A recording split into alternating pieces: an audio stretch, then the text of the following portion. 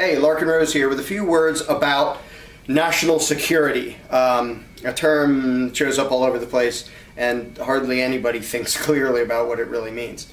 I'm going to start with something that sounds unrelated, but it's really not, so bear with me for a couple minutes. Every individual, every business, every group, every organization has its own interests, has the things it's trying to accomplish, the things it's trying to do. And everybody basically looks out for his own interests above all else. And there isn't anything evil or nasty or malicious about that. For example, if you decide to give to the poor, it's because your interests are helping the poor. But you're still doing it because it serves what you want to accomplish. It's sort of a given. It's just a truism that, of course, people do what they think is going to serve what they want to see happen. But a lot of times people aren't honest about this. Like I think it's McDonald's. I can't remember which company. The one that, we do it all for you. No, they don't. They do it all for money. And that's not bad. I'm not saying that to be judgmental. It's just a bald-faced lie when they say we do it all for you. You know, the guy who goes in there early in the morning to make McWhatevers so you can have breakfast, he doesn't care about you. He doesn't know you.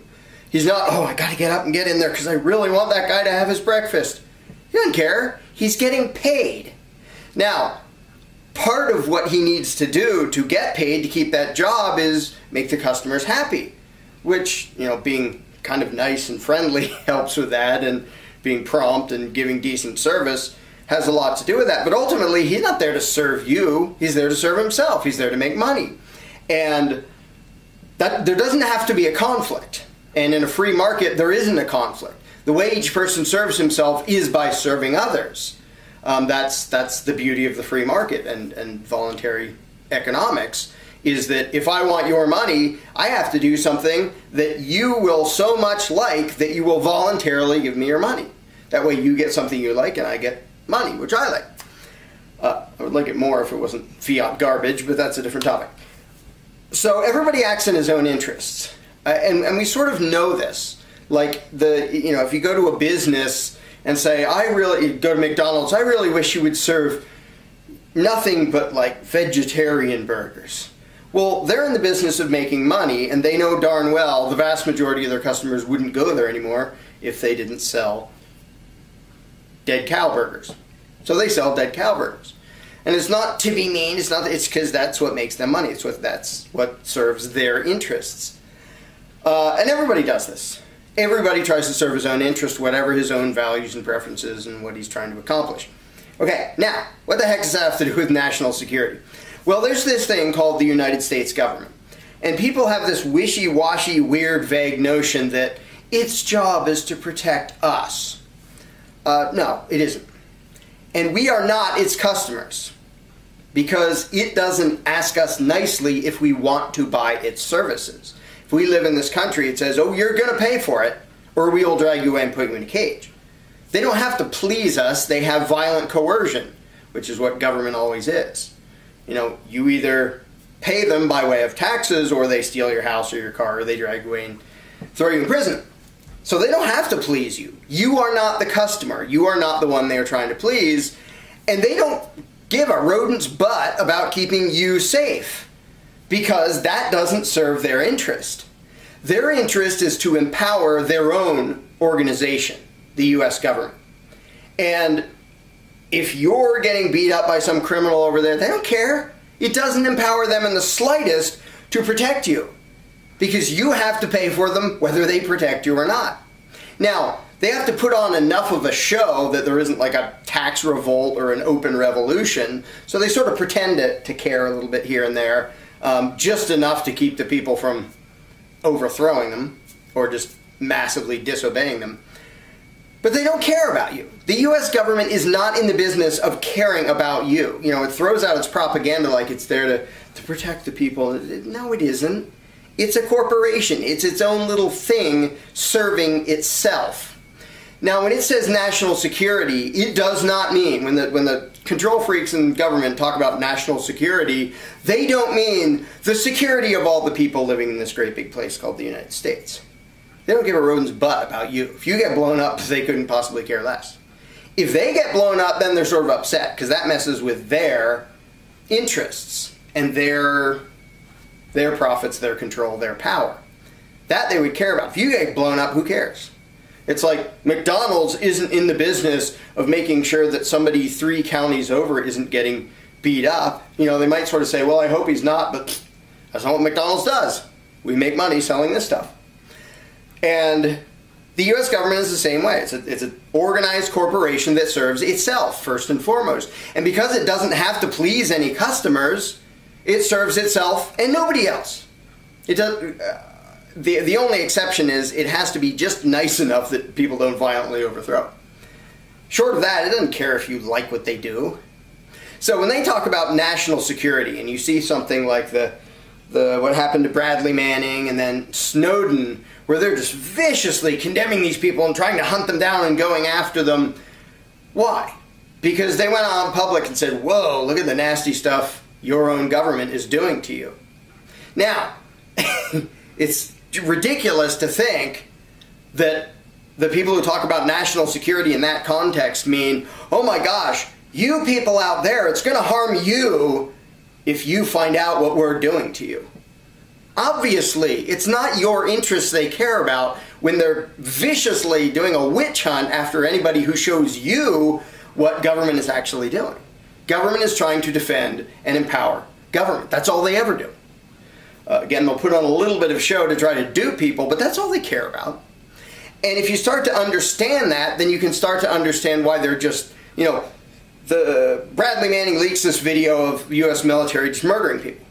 There's a bunch of people hanging around the street. They're not in combat. They're not doing anything. And this gunship just mows them down, kills a whole bunch of them. And that video, thanks to Bradley Manning, has now been seen by millions and millions of people.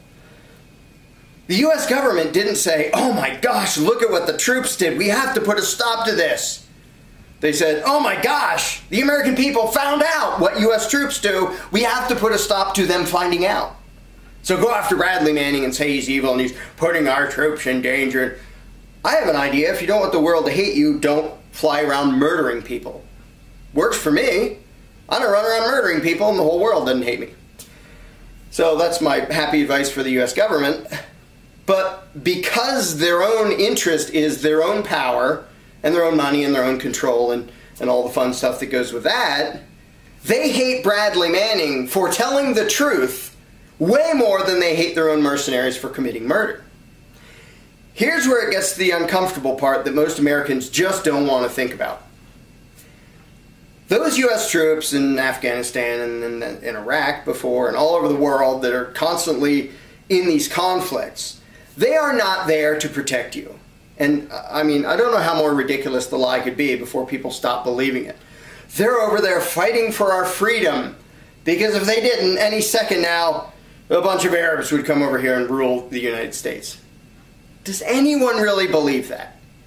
Seriously? They are not protecting you. They weren't protecting you in Vietnam. They weren't protecting you in Korea. They weren't even protecting you in World War II.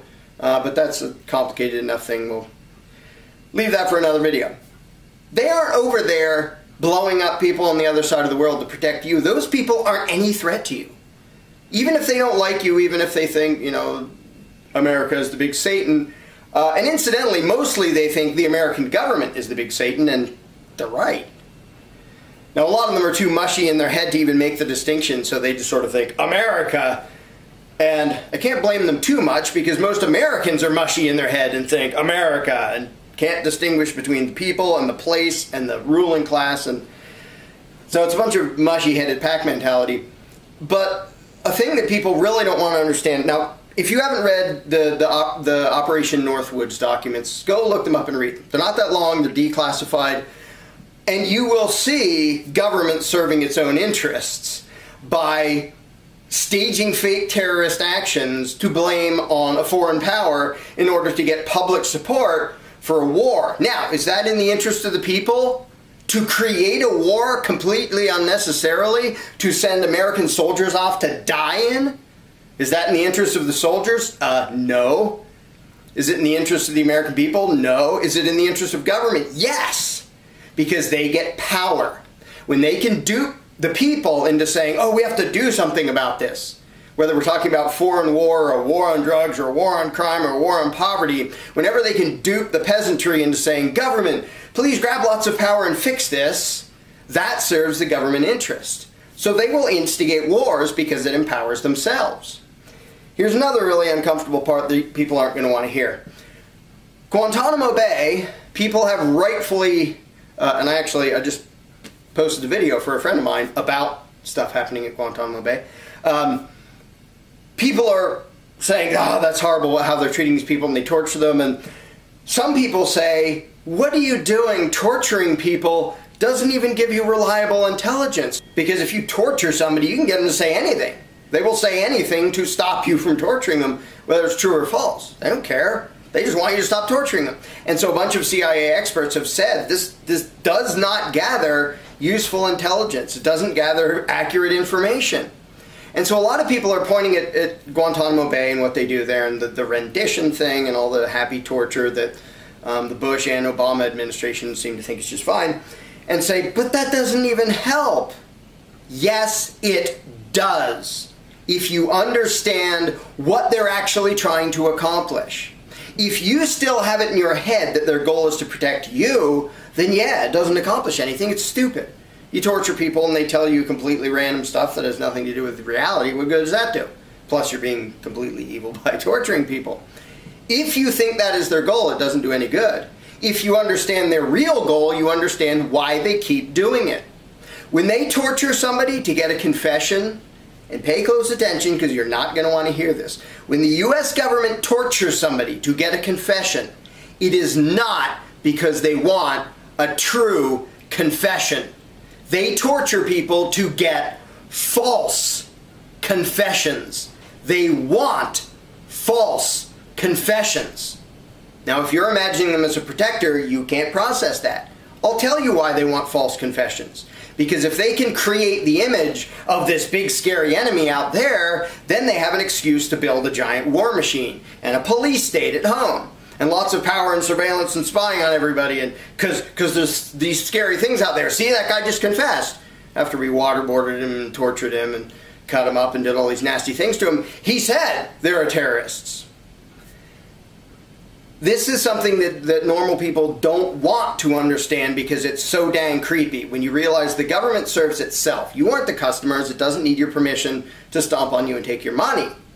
It serves itself, and it is completely in the interests of the United States government to create unnecessary war, to create strife and conflict and violence, to create crime. The war on drugs, I did a different video about this. Here, I'll put a link here for you to watch the other video. The war on drugs was a huge success because it was never designed to end illegal drugs. It was never designed to end drug use. It was designed to create an excuse for vast expansion of government power and police state lunacy all over the place, and they're still using it for that. They still use the war on drugs as an excuse for just utter fascism and completely shredding the Bill of Rights and all that fun stuff. If you understand that national security means in the interest of government power, then a whole lot of current events suddenly will make sense to you. That don't if you imagine that national security means protecting you. They mean protecting the nation, as in the ruling class of the nation, as in the authoritarian government. They don't give a rat's butt about you. If you suffer, if you die, if they crash the economy on you, they don't care. And how many ways do they have to demonstrate this before Americans will figure it out? The bailout, oh my gosh, the economy's getting bad. I know, let's rob all the hardworking people and give gajillions of dollars to gigantic banks and corporations. You really think they did that for your benefit? Oh, goody, I'm so glad they stole my money to give it to some humongous bank that already has $12 gajillion in assets. If you understand that their own agenda is entirely focused on empowering themselves, on empowering the organization called the United States government, then you can start to understand why they want torture. They want indefinite detention. They want to create enemies. You know, they're out there saying anybody who talks about the Constitution is a potential terrorist. Anybody who talks about rights is a potential terrorist. People who think we have the right to be armed, they're potential terrorists. Why would they do such a thing? You know, obviously it's not in your interest to point at you and say, if you want freedom, you're the enemy. Wait a minute, what happened to you protecting us? That is not their agenda. That has never been their agenda.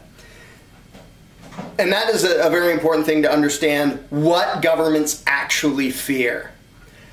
The idea of some terrorist from the Middle East coming over and killing you, they could not care less about that. They would love it, because then they could point to and say, well, that's why we need more power. We need police state surveillance at home. We need to start a few more wars around the world. Don't give a rodent's butt that you died in the process, or 1,000 or 1,000,000 other people died. They want that. They want the conflict.